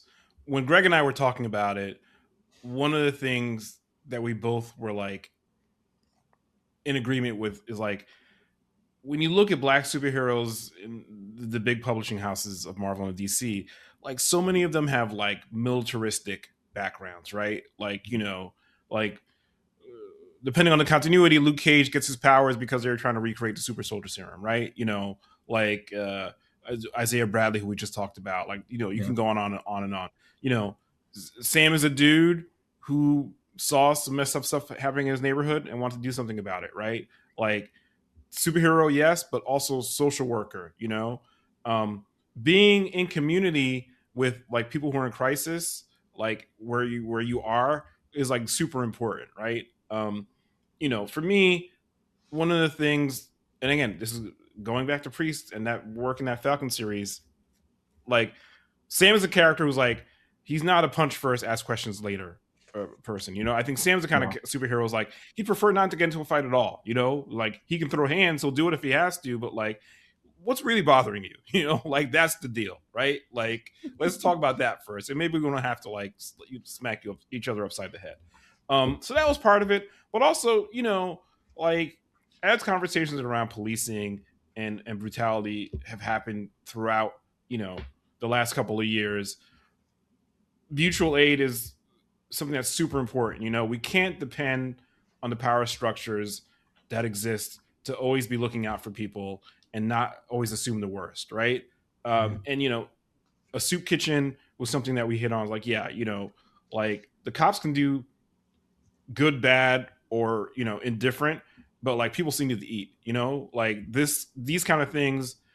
You know, the way that idea of like even the word soup kitchens have changed over the decades, right? Where like, do people even have people even forgotten with like the focus on wealth and celebrity and influence that people are going hungry in this country, and having vampires attacking them in the first issue was, maybe a bit of heavy-handed metaphor, but like one of the things, the more comics I write, the less concerned I am about being subtle. Like these are big mythological characters, and one of the things people complain about wokeness now, and yes, sorry y'all, I'm going there, but like one of the things I like to say is you open up Action Comics #1, Oh yeah, and Superman is hanging a corrupt politician off a power line. He's busting through a wall to somebody who's assaulting his wife, and he smacks him around. He's like, "How do you like it?" Like, so the things that we call social justice now have been implicit in this genre from the very start. yeah, And like, bringing these characters, it's not even bringing them back in line. It's like reinforcing that function of these characters as fables, as myths, as folklore, like is super important to me. yeah, yeah. And going back to, I've interviewed a number of, Roy Thomas, Jerry Conway, Chris Claremont, who do go back to, again, Stan and Jack, right? Here at Marvel we had, now it might have been tiny steps, but they could address some of these social issues, and other people have picked and carried that forward. Uh, Evan, I was going to say, yeah, interesting when we talk about with the character of Josiah X, had been a Muslim minister at one point in his journey, had been military, right? A bad situation. But he's the one that reminds, right? He's the one that reminds Sam at the end, it's about care, not punishment. Yeah. Remember who you are. It's about care, not punishment. And I think that's a powerful message. A lot of my students, you were talking about, the soup kitchen churches I pastored had soup kitchen, where again, often the police, they didn't like the idea that we had different people who were looking a different way, who were of a certain socioeconomic level, hanging around, and sometimes I'd have to go out there because they were trying to harass people, like, just, but but it's important work. It's good. It's hard work. It's hard work, whether that's from within a congregation, a church, and a minister of outreach, or if it's somebody who's a social worker, or more and more of my students are graduating. They aren't. Either they're somebody that's working out of a church, and so okay, they have this divinity school degree, or they're just going straight to a community organization. But more and more, I'm telling, the pastors, you want to do something for justice. It doesn't have to be a churchgoer thing. That's counterproductive often. You partner, you use your resources to build up what's happening on the street. And anyway, so Well, Matthew chapter 10, Jesus sends his disciples out two by two, yeah, right? He says, go into these towns and you find what? The man of peace. Okay. He didn't say go find the Christian of peace or even the Jew of right, peace, because there were no Christians yet, right? But it's just like, just go find somebody you can work with, in terms of doing the common good, yeah, and Josiah X was kind of, Josiah X and Y's son from the Milestone thing. They were both different iterations of my childhood friend Keith McKinney, who actually who became when he became what we call a 5%er. He took the name Y's son, so Y's son was named after Keith, and uh, a lot of times, I think the media has painted virtually all of Islam with the kind of negative connotation, like "ooh, they're out to get you," ooh, that kind of thing, which is a gross distortion of entire peoples, and certainly of a faith. Whereas the Nation of Islam, despite having that sort of, the Nation of Islam is a United States sort of organization, but despite having kind of that face put on them largely by the ferociousness of their leader and the voice of their leader, they feed people. Yeah. They run around to Yeah. help people. They protect people who need protecting. They're community activists. Despite whatever veneer has been put on them. When's the last time you heard about, the Nation of Islam stormed into the Capitol and shot people? It hasn't happened. So it's just so that where I was going, had I been allowed to, had the book survived with Josiah X, would be to kind of like, let's really dig into what these people who have embraced this philosophy and this faith, what are they really like? And to demystify it, and to kind of like just pop that stereotype. We've had a few, and not many, but at Bright Divinity School, but a few Muslim students, very educational for the rest of our student body, right? Because then they could go out and not just say, well, philosophically, I think we should be inclusive. They can talk about the individuals. I know here in Texas, it's hard. Our church had a sign, did a big banner during part of the Islamic phobia. We love our Muslim neighbors, and we got death threats. Yeah, from good Christian people that you're not being. I mean, try to wrap your mind around that. So I appreciate the conversation. I do want to talk a bit, if you all still have time. I would like to talk some about static then. And I know because we'll get to it, but I'm fascinated with where this is going. The intrigue, Batman and Static Beyond. This is one of the alternate covers. My son Nathan has every cover of the alternate covers, and just is so enjoying it, as am I. But and it's a sequel, as I understand, sort of into continuity to one of the animated series episodes. Yeah, I mean, I can do all of that if you want, Russ. I first want to make sure, the priest, that you're comfortable talking about this. Oh yeah, sure. Okay. Yeah. Well, let me just get my part out of the way. Okay. I had very little to do with Static. Static, we had this meeting. Dennis called this meeting and gathered us all together. And he said, "Oh, I want to start a comic book company," and we laughed and we laughed. They're like, "Oh, Dennis, you're so funny," right? But everybody came to the meeting, and pretty much everybody came with something in their hip pocket, And Dennis had this idea for what became Shadow Cabinet, and Dwayne came in with this thing that became Hardware, and I came in with what became Icon and Rocket. They had different names at the time, that kind of thing. And the meeting was breaking up, and Paragon, yeah. Even before that, he was called just the Champion. Don't start; it's a long story. Anyway, the meeting's about to break up, and I said, "Wait a minute, we're missing something. We're missing an archetype. We're missing like a young guy, like a Spider-Man kind of character, And Dwayne goes, "Oh, I got just the thing." And he starts this spiel, and he just vomits Static out. Oh, wow. It just comes out.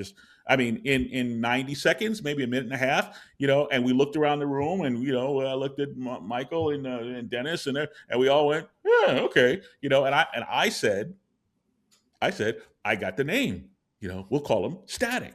Because James Brown had this record out at the time. That's right. Static. That's right. Yes. Won't start none, won't be none. Right? I never made that connection. Yeah. And we all agreed on Static, and now we can go eat. So now we can go eat. That kind of thing. So I'm sure by the time I wrote the Bible, only because Dwayne was not available. Dwayne was going back and forth out of the country. So I actually wrote the first Bible that of the Milestone thing. So I'm sure that I embellished and I contributed some stuff to Static, but I give Dwayne all the credit for. I give him 100% of the credit for Static. I am at best who's the lady that helps you midwife. Midwife. I'm the midwife. Yes, for Static there. So I'm done talking. So now over to you, Mr. Evan.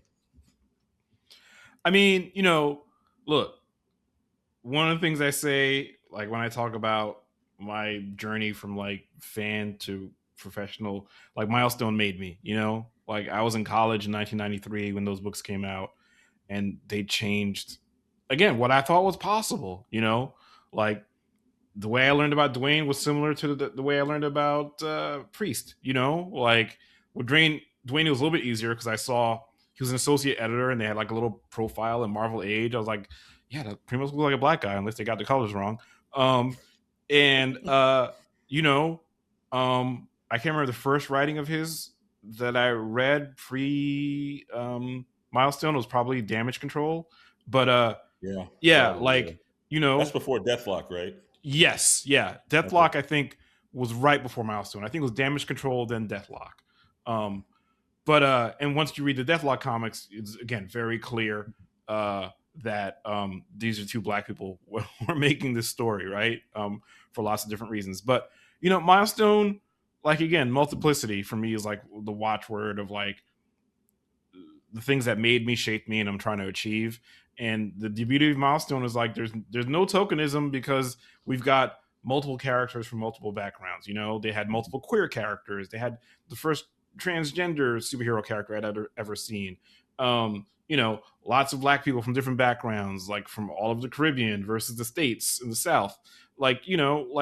So that way one character doesn't have to speak for an entire like socio-ethnic group, right? Like, which is right. Still a problem in the big superhero stables where they're predominantly white, or they platform and surface certain characters more than others. So like the multiplicity doesn't really come to effect. There was a thread on Facebook about like, are there any black men on the X-Men? Is that still not a thing? And it very much is still not a thing. Like, you have like one or two and they're not major characters. Anyway, the Milestone universe like solved that problem. It is a solved problem, and Static. Yes and no, but circle back to me later. Go ahead. Yeah. Yes. Growing up, I read these comics and Static was me. I remember reading the first couple of issues of Static. He's sitting around playing Mortal Kombat with his friends. That was me. Like, he's a young teenager who like was nerdy and shy and awkward, didn't know how to talk to girls, got bullied. Like, yeah, like it's almost 1-to-1 to what young Evan was back in the day. And I read the comics. I watched the TV show, even though I was too old to be watching cartoons at that point. And Static, the thing about Static as a character is like he's a kid from around the way, who all of a sudden gets powers and wants to help, solve the problems that he sees. Yeah, some of them are blown up and super heroic in nature disproportionately, but like you look at those first comics from the 90s, he's dealing with like anti-Semitism and like sexual health and politics and violence, gun violence, like his origin story is like he gets a gun because he wants to like shoot a bully who would embarrass him at school. He doesn't do it, gets caught up in the inciting incident that gives all these characters their powers. So he's very, very meaningful for me. And the story that's happening in Batman Static Beyond is an alternate future where he's a grown-up and Terry McGinnis, who's like the successor to Bruce Wayne in terms of the Batman mantle, they team up. They're both members of the Justice League, and this threat happens that causes like Earth's power grid to get disrupted, and the world is plunged into darkness. And it's a story about like our villain is somebody who's been radicalized by like misinformation, right? And has a inherent hatred of technology in a way it's kind of flattened his life and the life of his peers. And Static is one of the inventors of this technology, so they come into conflict. Batman's connection to our villain characters, that they're both in high school together. So it's about like, yeah, what technology does to us, what misinformation does to us. Mm-hmm. But there's a lot of, one of the things that we want to embed in this story is like this idea of mutual aid. Dakota's a city that nobody was looking out for, so they decided to look out for themselves, and they created this technology that has world-changing possibilities, but it gets demonized.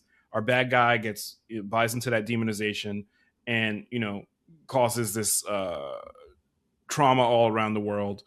But Dakota's a city where, like, okay, y'all don't want to look out for us. We're going to look out for ourselves. And when we do something for ourselves, you want to cast aspersions on that too. And I think that's, self-determination as like part of like Black historical freedom struggles is super important. It's like, oh, we'll give you a little bit of freedom, but we still want to, pay you less or constrict your lives in various ways. And you can get some more freedom when we feel like it. And, I think that's something that, again, you can look in the Caribbean, you can look on the African continent and see like the consequences of that are. It creates this fragmentation and these social hierarchies that exist long after the oppressors are gone because they become self-inflicted. Sorry, I'm probably on too much of a soapbox here, but yeah. No, I was going to, but it's self-determination or self-inflicted, but not totally. I know I've shared. I think I've shared with you. I might have shared with both of you that I met my wife. She wasn't my wife at the time, but I met her just after she spent a year and a half in Haiti. Yeah, you can tell me that. Yeah, and she and she and my son Nathan have been back there, for short-term things, but she had this person that we know say something like, well, we can't give any more money to Haiti. We shouldn't just do anything until they figure it out, until they, and she just, this was somebody my wife knew, who's a gentle person, wanted to strangle the person because if you realize everything that we've done so that they couldn't figure it out. But anyway, that's my soapbox there. So, but I wanted to circle around. Milestone solved that problem, yes or no? And yeah, I think the thing that we miss here is that we didn't create Milestone just to create Black superheroes. Oh. That really wasn't the mission. The mission was to open up. It was about it was a business, a commercial pursuit here for DC to open up new avenues of distribution into the Black community.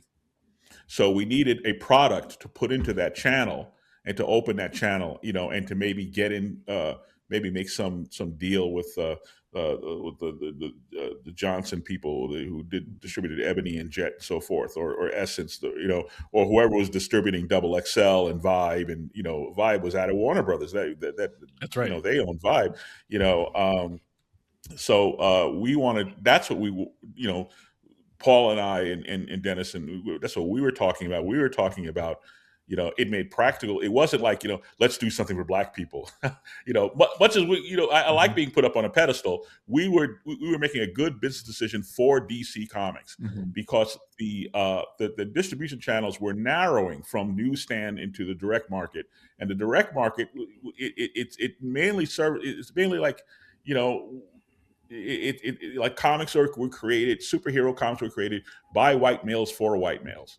So books about women, books about LGBTQ, Black heroes, and so forth. They always struggle in these distribution channels. So now what happened, I don't know, because this is what we talked about. This is what the whole project was about. It was about opening up this new artery and pushing this blood flow through for DC to sell more comic books. Okay. But apparently nobody told their marketing department, or there was a bunch of pushback from the marketing department, because when I left the group, there was it was difficult. It was painful. It was personal between the brothers, between us, between this group. Okay. Dwayne McDuffie had, and I don't want to put words in Dwayne's mouth, but Dwayne had other plans. He didn't plan to be the editor. I was going to be the editor-in-chief of Milestone. So he was going to work out of his house, and he was going to be, free to do these other things. And when I left, there was no one else who could do the job but Dwayne. And I don't want to say that he resented being put in that position, but this was not what he had planned to do. So Dwayne, Dwayne and Dennis and I, for a while there, it was very tense between us and so forth. I stayed at DC. I was the DC liaison. And I was the person who should have gone down the hall and dealt with marketing and pushed and done the push.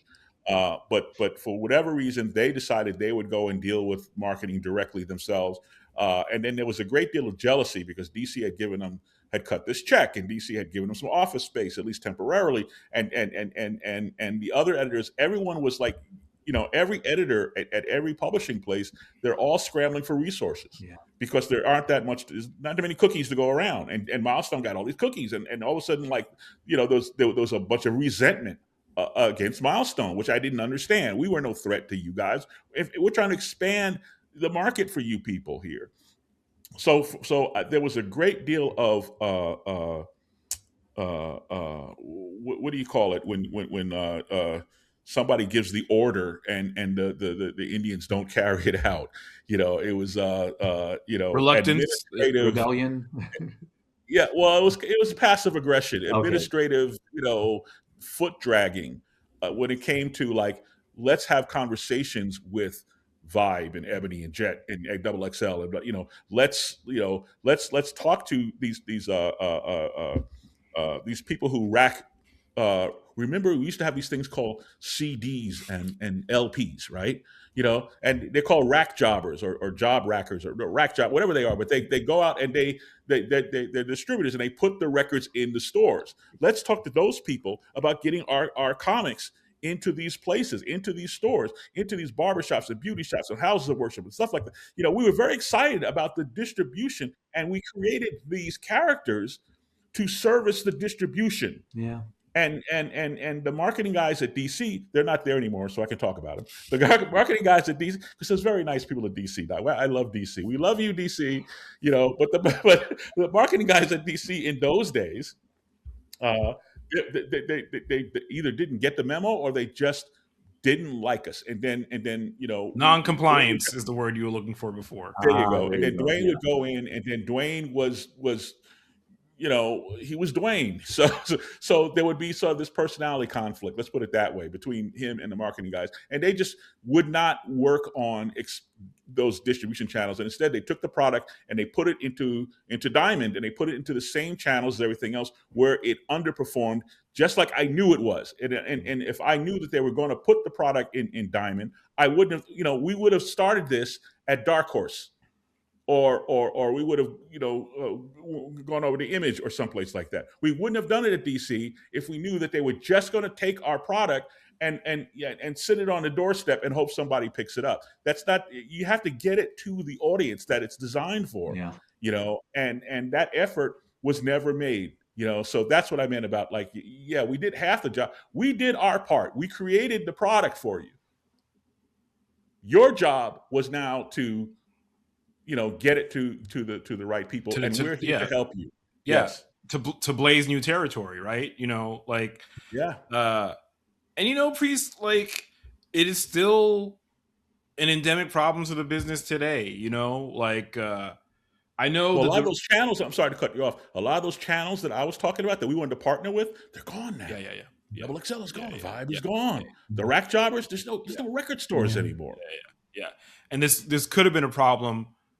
This could have forestalled that problem. Look, I know enough about comics publishing as a business to know that the direct market was like a saving throw, as they say in role-playing games, back in the 60s, right? Yes, it was. It was newsstand was dying, and having a dedicated place to put this product, it allowed the industry as we knew it then. Shooter, Levitz, they really worked hard. Carol Kalish, Peter David, your former homies, but there's an over-reliance to that, where, like you said before, there's maybe 3,000 comic book shops in the United States.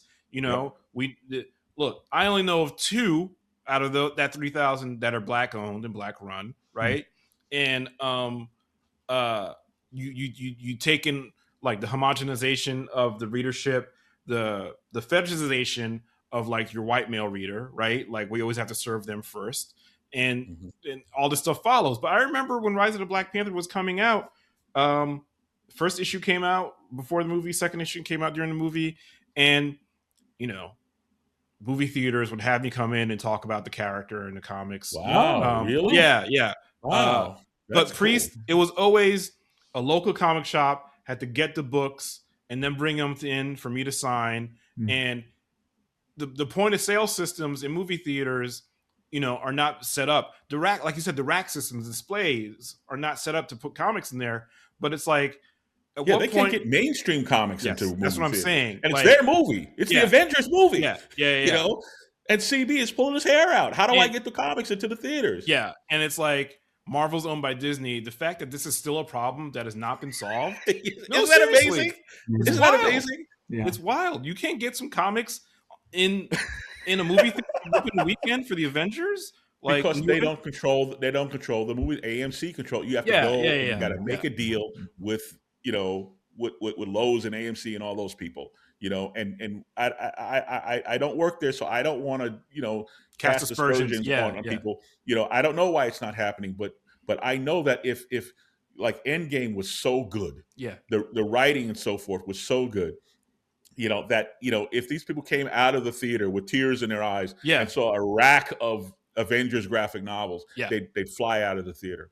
And that's a $15-$20 item that's good for the theater. And you would like to think that there's a synergy also of people, if it was at a place where they could go before having their tickets, and people just go in to pick up the comic books and they see the poster. Yeah, you look at an Alamo Draft House where there's a bar next to the movie theater. There's they sell CD. No, seriously, they sell DVDs and whatnot. You can put some comic book in there, and look. For Godzilla Day, they had all of these products. You could go in and they'd show a movie, an old Godzilla movie, but it got people to go there. Oh, I never saw this place before or thought of seeing a movie here. Yeah. When we did The Crew, I pitched an idea of I want to in-pack a CD, a compact disc with hip hop music in it, and try to get this into record stores. And I was like a half-assed musician in those days. So I was connected to a bunch of bands. Independent bands, though, they would give you the track for nothing, let you put it on this CD to be inside a Marvel comic, that's being distributed all over the country, if not all over the world. Okay. And then I got in contact with Nick Barucci, Barucci of Dynamite Comics, but he's Dynamic Forces. Dynamic Forces was doing all the statues and doing all the merchandising and stuff. And Nick Barucci volunteered to pay for it. It would cost Marvel nothing. If he could encode his catalog on the disc. And I went, sold, fine, And I took it to Marvel and they were like,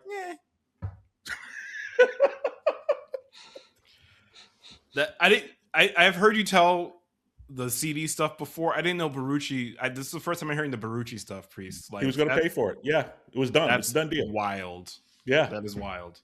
And I put together a demo. I some of it's on my website. So some of that music's on my website. I remember that. Actually. Yeah. But sorry, I'm not trying to put a bow on everything. Even though I do have to go soon. No, that's what I was going to say. But I think I need to go before too long too. So we'll put a bow on this. It's look, I wanted to become a writer because I felt like I had things to say. Right? People like Priest and Dwayne McDuffie and their cohort let me know that there's an avenue to getting your voice heard. And I think.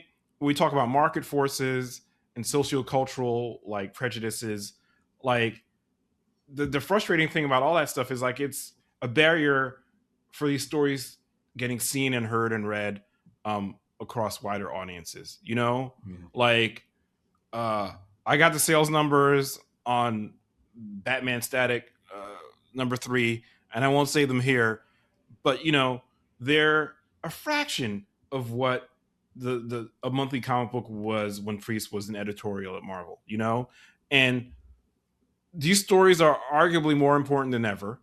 And the idea that they're not reaching as many people as they could, at least in comic book form. The movies and TV we don't get to participate in, but like is of concern for me because if I know about the intentionality that I'm putting into a story, that's yes, it's a superhero zapping another superhero, but like really there's other stuff in there that I want to communicate about how I experience the world. You want that to reach as many people as possible, and I think for me that's still a part of the work.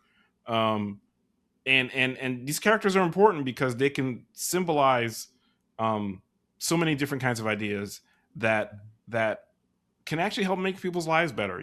Like Right. I've told Priest, like, yeah, your stories got me through some rough times. I wrote an essay in a collection of personal reflections a long time ago, but that was all about Power Man and Iron Fist number 125 and how I read that.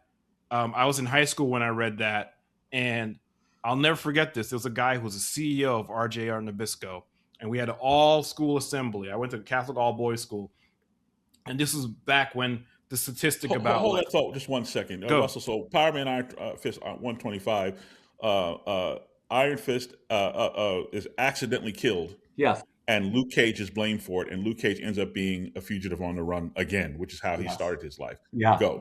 Yeah. So, and it's a very story about like perceptions and how society's perceptions of, Black people can override the actual lived experience of their lives, right? Luke Cage has spent all this time being a superhero, helping save the world, do all this other stuff. Yep. But and just like that, it's like, oh, you a thug. You've always been a thug, never gonna be nothing but a thug, and we're gonna chase you again. So when I was reading this comic book in high school, we had this assembly that I was talking about, CEO of RJR Nabisco, I believe it was, and he's talking about like the young men in the school have responsibility to help people from other social classes, and the statistic about 1 in every 4 of Black men of like college or high school age being in prison was being bandied about a lot back then. And I went to a predominantly white high school, and the auditorium erupted in laughter because they were like, that sucks for them. Oh yeah. Wow. And for the rest of the school day, it was a morning assembly. The rest of the school day, my teachers, God bless them, were trying to be progressive and inclusive in their own way. We're like, what do you think, Evan? How do you think Evan feels about you people laughing at that? You guys laughing at that? I'm like, don't put me in it. You know what I'm saying? Like, I don't know where you think I come from or what my life is like, but yeah, it's messed up, but like you're making it more messed up. But I read Power Man and Iron Fist 125 during it was in that era, and was like, yeah, I really identified. That's when I identified with Luke, was because like, yeah, like these people misunderstand who he is and want to use that misunderstanding to like make his life, worse. And I read that story and I was like, oh, okay. Like the way I feel these emotions and feelings and ideas can find purchase in a superhero story. And that's the work I'm still trying to do. Like, I think that our job, Evan, I'm sorry. Go ahead. Evan, I think our job, at the end of the day, we start with blank screens. Writers are the only people who start with blank screens. Yeah. Everybody else starts from some point of reference, including the artist. But you're starting with a blank screen. I think at the end of the day, my job is to make the audience feel something. Make them laugh, make them cry, but make them feel something, I don't feel like I've done my job right if we haven't gotten to some point in the story where Tony Stark does this. Because that knocked me out, man. That knocked everybody out, right? But that's what I'm talking about. Now, we can't all have the Tony Stark moment. Don't get me wrong. But we should try to make every story is about something. It's like something that happens. Now, you think the story is about, Batman versus the Penguin, but like with Endgame, and in fact, with the entire raft of Marvel movies up to that point, you realize finally, as soon as you see Benedict Cumberbatch do like this here, you realize what all those movies have been about. And they were all about Tony getting from point A to point B, from being this self-serving jerk to this, and I went, God bless those writers, those guys who wrote those wonderful screenplays. And one day I hope when I grow up I can write that well. Go ahead. And this is Russ. just again why this discussion of distribution is so important. These are stories that need to be told. They're stories that need to be heard. In my profession, there are times I'm very thankful for my faculty because they just affirm me talking to comic book authors, right? And oh, these, they're not, these theologians who are disconnected with where people are and the experiences of real people. And yes, film with music and, audio visual can be powerful, but there's something, I won't get too theoretical here. My dissertation had to do with reader response theory, filling gaps, and quite literally, right, that gutter between panels where you're participating in the stories and leading people around. There's this very personal, it's also often initially a private experience that you can then share in community, which again, going not to go too far, but comic book shops, all this distribution is important, but these comic book shops are a place to gather community for people and for people who often feel like they're outsiders. So it's just so important and so important for people to be experiencing the sorts of stories that you're telling.